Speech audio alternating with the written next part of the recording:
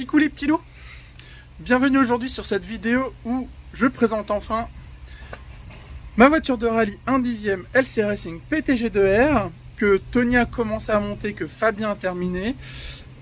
Juste pour la petite histoire, en fait, c'est pas que j'étais pas contente de Tony, c'est au contraire, en fait, c'est juste que suite à des soucis d'agenda, en fait, il partait en vacances et quand il revenait, moi je partais en vacances et j'avais pas envie d'attendre 1 mois et demi pour avoir ma voiture. Donc déjà merci à Tony d'avoir commencé à monter ma voiture et merci beaucoup aussi à Fabien d'avoir terminé le montage de cette superbe voiture. C'est une LC Racing, donc de base je sais que je vais aimer. Bon, vous pouvez dire que je suis pas très objective, j'accepterai cette petite critique, même si de base cette voiture est géniale. On va présenter un peu la voiture, l'électronique, la radio. On va montrer quelques tours sur cette piste GT du club de Los, le club du LCML. On va discuter un peu configuration, etc. etc. Et écoutez, j'espère que ça vous plaira. Allez, on se retrouve dans la voiture, pour le coup. Alors, de prime abord, voici la voiture. Donc, le LC Racing PTG2R, 1/10. Moi, je vais le rouler avec des lipos comme ça. Donc, des i 5200 mAh 2S. Et Fabien l'a mis sur ma FlySky Noble que j'ai acheté à Manny. On va commencer par la carrosserie. C'est une carrosserie Killer Body que j'ai acheté une 50aine d'euros chez Berlinski, donc déjà peinte et avec les stickers déjà collés. J'ai aucun mérite. Je l'ai acheté une 50aine d'euros. Pour l'adapter à la carreau, donc il a fallu couper un peu ici à l'arrière et un peu à l'avant. Et bien sûr percer les trous pour les plots de carrosserie. Donc c'est la Mitsubishi Lancer. Merci Charles de me l'avoir précisé parce que moi j'avais juste regardé le look. Ensuite à l'intérieur le châssis que Tony a commencé à monter, que Fabien a terminé. Le châssis est livré sans la carrosserie.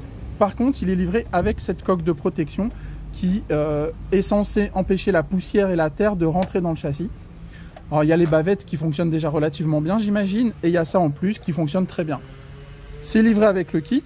Par contre, petite information, c'est que quand on met ça, ça chauffe énormément.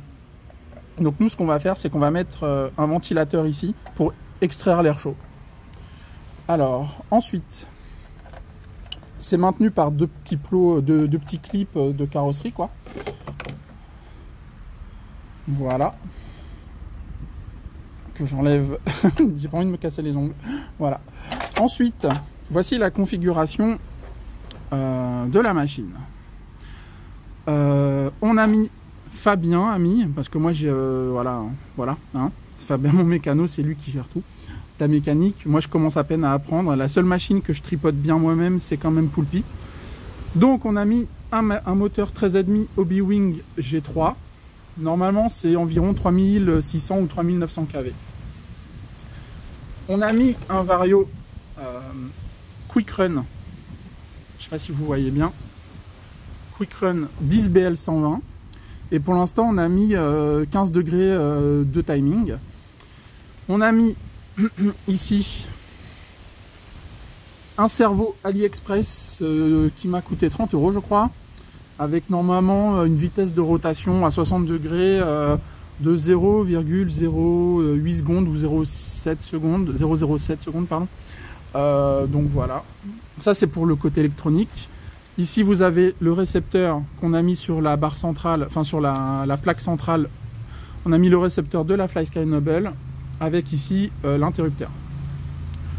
Quand Tony a fait le montage, je lui avais demandé de mettre 10 000 dans le différentiel avant, 5000 dans le différentiel arrière, et de mémoire, je crois que je lui ai demandé de mettre 500 CST dans les amortos partout.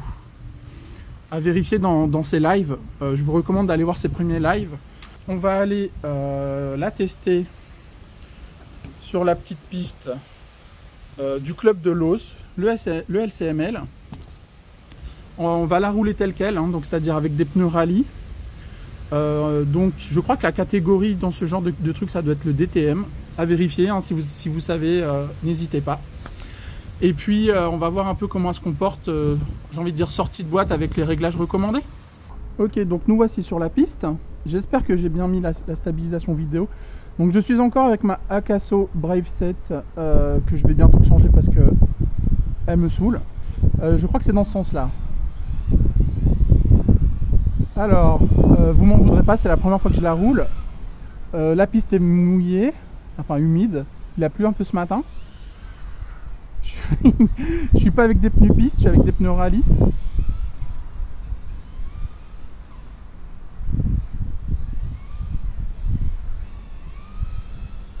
Je suis en 13,5.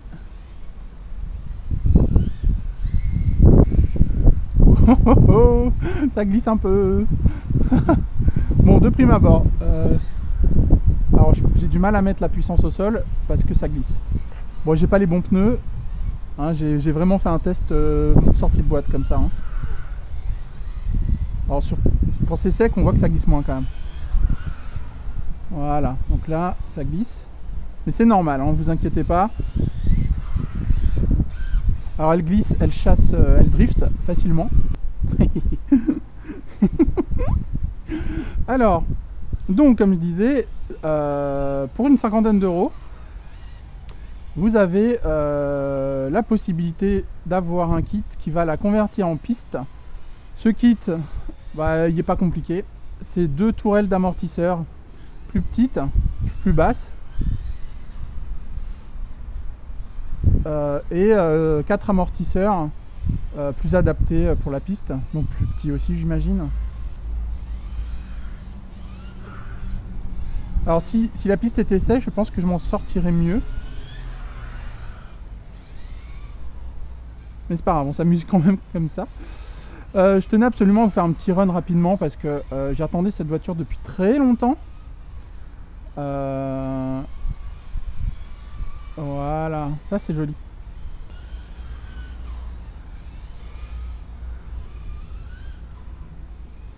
Pareil, les amortisseurs à mon avis sont un poil trop souples pour faire de la piste. Là j'y connais rien, faudra que je demande à Vinny ou Xavier par exemple. Denis même en fait. Alex, n'hésitez pas.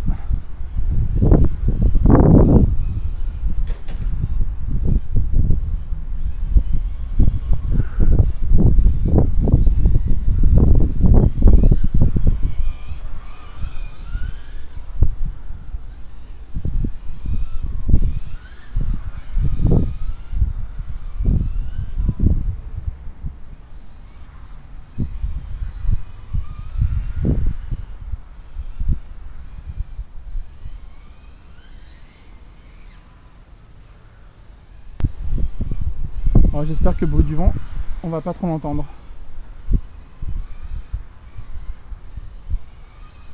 Donc là elle est en configuration rallye, je le répète, parce que moi j'ai pas l'habitude de rouler sur piste. Donc je le répète, vous fiez pas à mon pilotage. C'est vraiment pour vous montrer comment elle roule et qu'elle se comporte brièvement.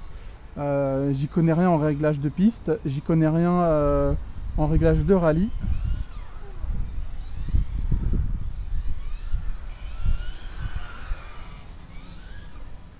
J'ai beaucoup de mal à poser la puissance au sol. Mais ça c'est parce que les pneus sont pas adaptés j'imagine. Et que la piste elle est mouillée. Voilà. Donc voilà. Que vous dire de plus sur cette voiture que je connais, je viens juste... c'est le premier roulage. Hein. Aïe. Bon. Ça freine pas quand c'est en l'air, Jess. Oui, Guillaume, il faut tourner, il faut freiner.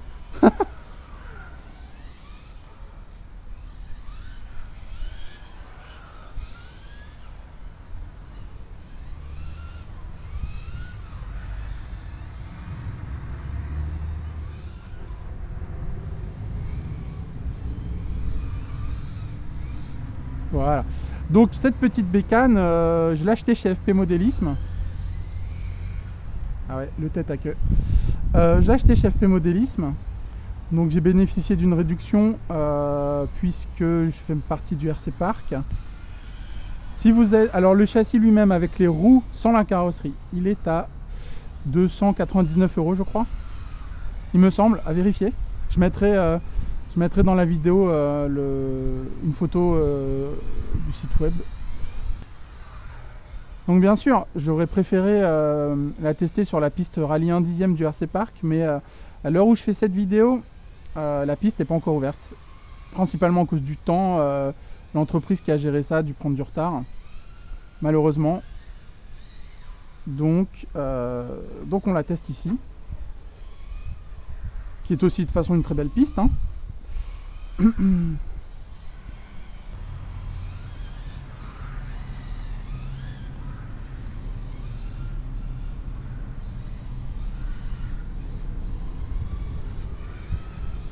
En fait, j'ai fait une drifteuse.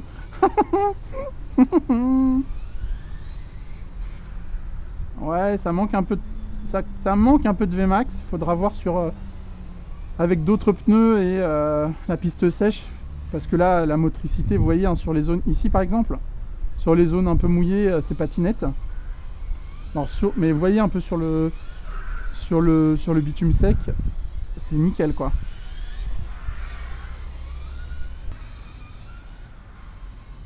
Alors si je roule dans la flaque, il ne faut pas que je m'étonne que ce soit patinette, hein. Il faut savoir quand même pour commencer que LC Racing, c'est quand même, ils se lancent dans le 1.10, mais normalement eux c'est plutôt les 1.14e, 1.12e. Ils ont déjà une belle gamme en 1.12e et en 1.14e.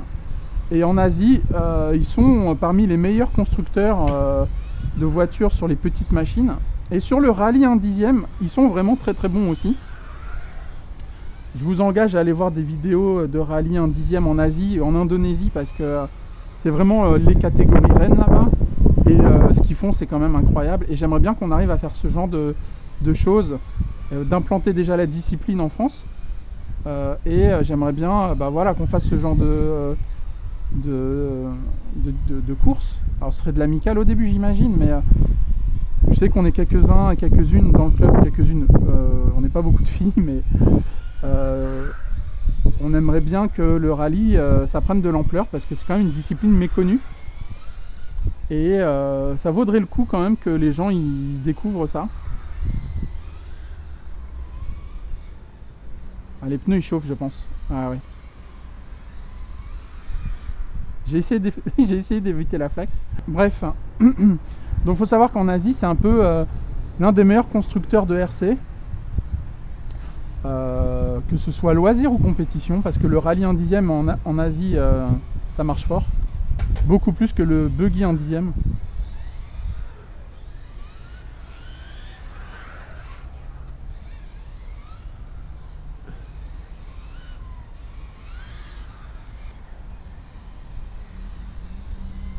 Ah, je pense que je suis bientôt en coupure là. Peut-être pour ça que je la maîtrise mieux. Hein, ah, je suis en coupure. Ok. Alors on va voir un peu. 23 minutes le run. C'est pas mal. Je pense qu'il y a de quoi faire pour pomper un peu plus de jus. Bon les petits loups, je vais faire un deuxième accu, je pense que j'ai le temps. Et puis on se retrouve plus tard. Merci d'avoir regardé la vidéo. Ciao ciao les petits loups.